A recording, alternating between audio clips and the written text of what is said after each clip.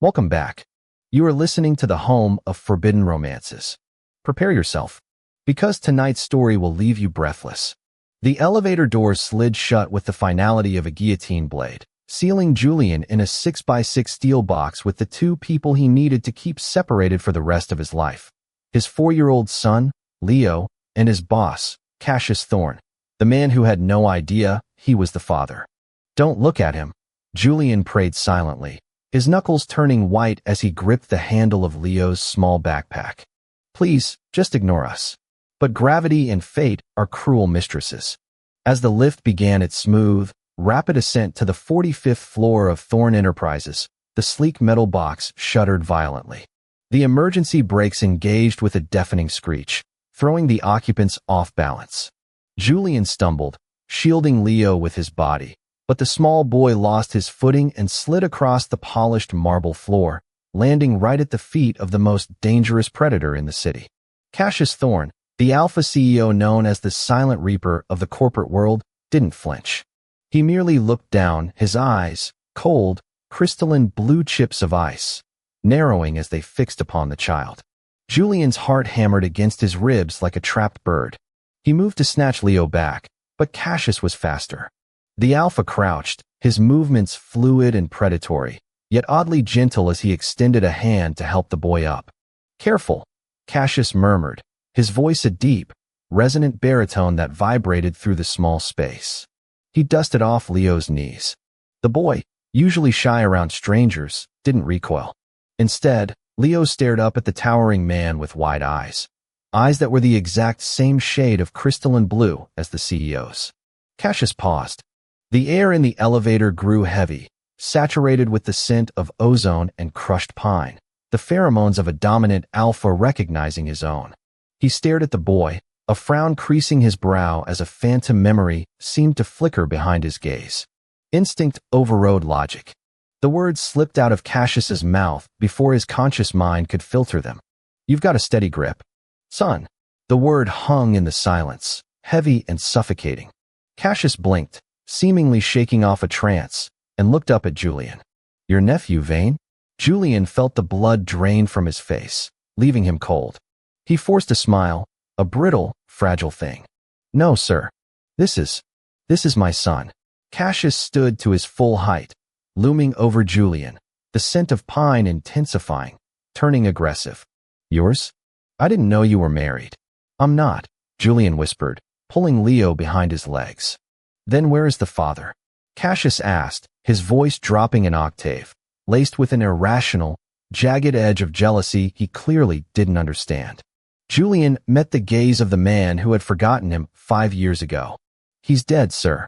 To understand the tragedy of Julian Vane, one must understand the fall of Cassius Thorne. 5 years ago, Cassius hadn't been the pristine, untouchable CEO in a 3-piece Italian suit. He had been a bleeding, half-dead fugitive washed up in the alleyway behind the crumbling apartment complex where Julian, then a struggling university student, lived. It was supposed to be a simple act of charity. Julian had dragged the wounded stranger inside, stitched up the knife wound in his side, and hidden him from the men in black SUVs who prowled the streets at night. For 3 months, they lived in that tiny, sun-drenched apartment. Cassius, suffering from temporary dissociation due to head trauma, didn't remember his name, only that he was being hunted. He called himself Cain. They fell in love with the reckless abandon of people who know they are living on borrowed time. It was a romance written in the steam of a shared shower, in the quiet murmurs under threadbare blankets, and in the heat of an Omega's first nesting instinct. Julian had given everything to Cain, his heart, his body, his soul. Then came the fire. The Thorne family rivals had found them. The apartment complex was set ablaze. In the chaos, Cassius, had shielded Julian, taking a beam to the head that shattered his skull. When Julian woke up in the hospital, he was alone. The news played on the TV. Cassius Thorne, heir to the Thorne Empire, recovered from kidnapping. Suffering from retrograde amnesia. Memories of the last 6 months completely erased. Julian had tried to reach him. He went to the hospital, only to be turned away by cold-faced security guards. Then came the second blow, the nausea, the positive test. He was pregnant. And he knew, with terrifying clarity, that if the Thorne family, a dynasty built on blood and cutthroat eugenics, found out about an illegitimate heir born to a penniless student, they would take the baby and dispose of Julian. So Julian ran. He buried his name, changed his hair, and raised Leo in the shadows. He became efficient, cold, and indispensable. He eventually applied to Thorne Enterprises, hiding in plain sight, banking on the cruel fact that Cassius Thorne didn't remember the face of the man he had once promised to marry. For 6 months, Julian had served as Cassius's executive assistant. He was the perfect employee, invisible, efficient, and scent-blocked to the point of sterility. Until today. Until the elevator. The emergency brakes released, and the elevator resumed its ascent, but the atmosphere had shifted irrevocably. The tension was thick enough to choke on. Dead, Cassius repeated, the word tasting like ash in his mouth. He looked at Julian, really looked at him, for the first time in months. Usually, Secretary Vane was a blur of efficiency. Today, with his hair slightly mussed from the jolt and a child clinging to his leg, he looked familiar. Painfully so. A sharp headache spiked behind Cassius's eyes, a flash of a rainy window, and the smell of cheap instant coffee. Yes, Julian lied, his voice steady despite the trembling of his hands. He died before Leo was born. The doors pinged open at the 45th floor. Julian exhaled, eager to escape. I apologize for the intrusion, sir. The daycare had an emergency plumbing issue, and I had no choice but to. Bring him to my office, Cassius commanded. Julian froze. Sir, you can't keep a child in the break room, Vane. It's against protocol. Bring him to my office. He can color, or whatever children do, while we finish the merger review.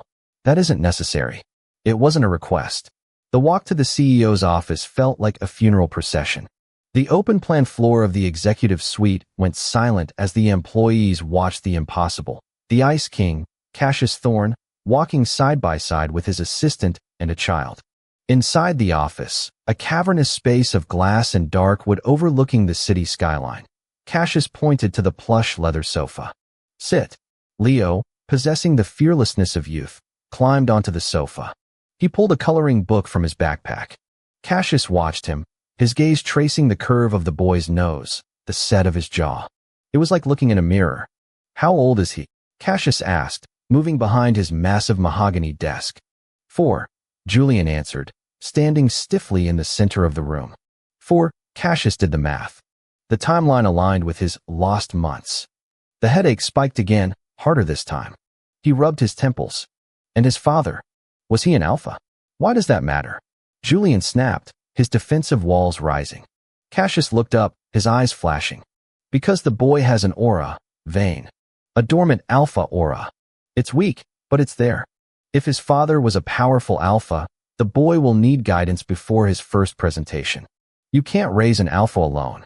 I have done a perfectly fine job so far, Julian retorted, his voice dripping with ice. I don't need parenting advice from my boss.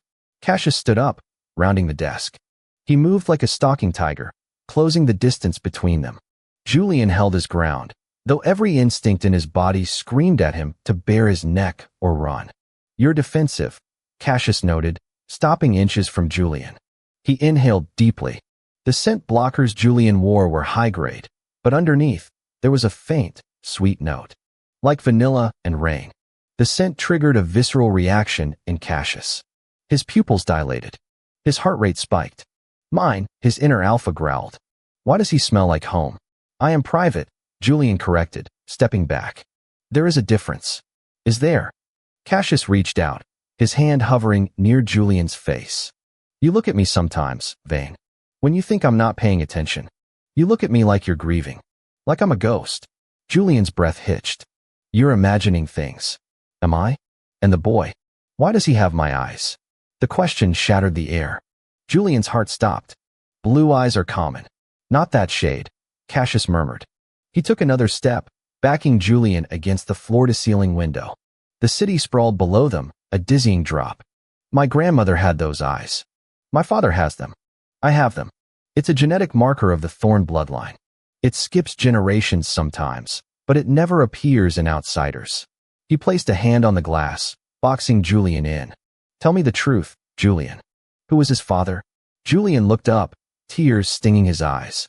He wanted to scream it. Asterisk you. It was you. You loved me. You promised to build a house by the sea. You named him Leo before he was even a concept. Asterisk. But he remembered the news reports. He remembered the ruthlessness of the Thorne family, how they erased problems. If Cassius remembered, he might take Leo. Or worse, Cassius's enemies might use Leo as leverage. A man named Cain, Julian whispered. Cassius flinched as if struck. The name echoed in the hollow chambers of his missing memories. Cain, a flash of a warm bed. Pain. Fire. A voice screaming his name. Asterisk Cain. Stay with me. Asterisk. Cassius staggered back, clutching his head. Get out. Sir. Get out. Cassius roared, the command laced with alpha authority that made the glass rattle. Take the boy and leave. Julian didn't wait. He grabbed Leo and fled the office, his heart breaking all over again. The following week was a torture of silence. Julian expected to be fired. Instead, he found gifts on his desk. High-quality nutritional supplements for growing children. A limited-edition toy robot that Leo had mentioned wanting. Cassius avoided him, communicating only through emails. But Julian could feel the eyes watching him. The predator was circling. The breaking point came on a Tuesday night. A thunderstorm was raging over the city, battering the glass walls of Thorne Tower. The office was empty, save for Julian, who was finishing up filing, and Cassius, who was brooding in his office. Julian's phone rang. It was the babysitter. Mr. Vane. I'm so sorry. The power went out at my building, and the alarms are going off. I think someone is outside the door. Panic, cold and sharp, pierced Julian's chest. What? Who? Men. They're asking for the Thorne heir. The phone clattered to the floor. Julian didn't think. He didn't breathe. He sprinted toward the elevator. But before he could press the button, a hand clamped onto his shoulder. Where are you going? Cassius demanded. He had emerged from his office, looking disheveled, his tie loosened. Let me go, Julian screamed, struggling against the iron grip. They found him. They found Leo. Who found him? Your enemies. Julian shouted, the secret exploding out of him in the face of terror. The people who tried to kill you 5 years ago. They found out. They know he's yours. The world seemed to stop spinning. Cassius went still. His grip on Julian's shoulder tightened, not in aggression, but in realization. The puzzle pieces slammed together. The eyes. The scent. The name Cain. The missing 6 months. Asterisk, you're safe, Cain. I've got you. Asterisk. The memory hit Cassius with the force of a freight train. He remembered. The alleyway. The soup Julian made. The way Julian's body felt against his. The fire. He looked at Julian, his savior, his mate. Julian, Cassius whispered, his voice cracking. I have to go, they're going to kill him. Julian sobbed, collapsing against Cassius's chest. The alpha in Cassius woke up. It wasn't the cold, corporate reaper anymore. It was the ancient, protective beast that had clawed its way out of a burning building 5 years ago. No one touches my son, Cassius snarled. The sound was low, guttural, and terrifying. He dragged Julian into the elevator, punching the code for the private garage. Call the sitter. Tell her to barricade the door. We are 3 minutes away. Cassius, I remember, Cassius said, pulling a sleek black handgun from a hidden holster beneath his jacket, a remnant of a life he had tried to leave behind. He looked at Julian, his eyes burning with a mixture of love and fury. I remember everything. I remember the rain. I remember the promise. I remember you. The drive was a blur of speed and violence. Cassius drove his Maybach like a weapon, tearing through the rain-slicked streets. When they arrived at the babysitter's apartment complex, 2 black SUVs were idling outside. Cassius didn't park. He rammed the lead SUV, sending it spinning into a lamppost. Stay here, Cassius ordered. No, Julian said, his fear replaced by a mother's protective rage. He's my son too. Cassius looked at him, seeing the steel beneath the softness. He nodded. Stay behind me. They moved into the building. The hallway was chaotic. 3 men in tactical gear were trying to kick down the babysitter's door. Gentlemen, Cassius announced, his voice echoing down the corridor. The men turned. You're making a mistake, Cassius said, walking toward them, his hands loose at his sides. "This doesn't concern you, Thorn," one of the mercenaries spat. "We just want the bastard child. You see," Cassius continued, unbuttoning his suit jacket and letting it drop to the floor, revealing the coiled muscle and lethal intent beneath. "That's where you're wrong. You think you're hunting a rabbit. But you just walked into the wolf's den." The fight was brutal and short. Cassius moved with a lethality that Julian had never seen, or perhaps had forgotten.